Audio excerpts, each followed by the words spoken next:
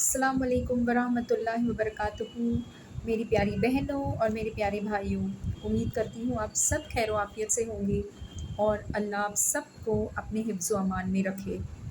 तो आज का टॉपिक है नमाज की नीयत। तो बहुत से लोग नमाज की नीयत अलग अलग तरीके से करते हैं।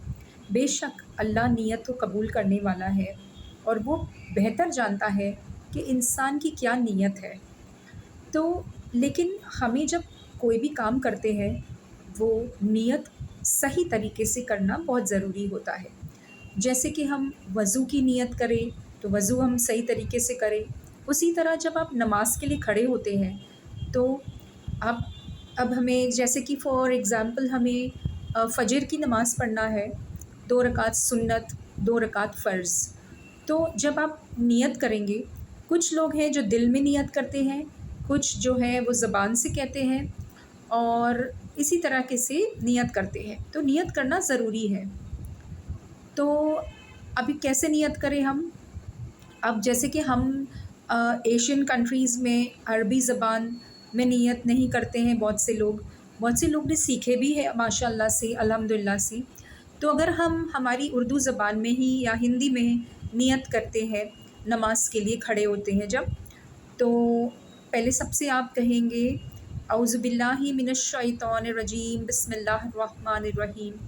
फिर कहेंगे नियत करती हूँ मैं या नियत करता हूँ मैं 2 रकात फ़र्ज़, वक्त नमाज फ़जर, मुँह मेरा तरफ काबे शरीफ की, अल्लाहु अकबर।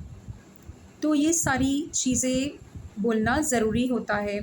तो बहुत से लोग थोड़ी बहुत गलतियाँ कर देते नियत में और वो कहते हैं कि वास्ते रसूल के और फिर वास्ते अल्लाह ताला के। तो इस तरह से नहीं होती है नियत। नमाज में नियत सिर्फ़ वास्ते अल्लाह ताला के, मुँह मेरा तरफ काबे शरीफ की, अल्लाहु अकबर।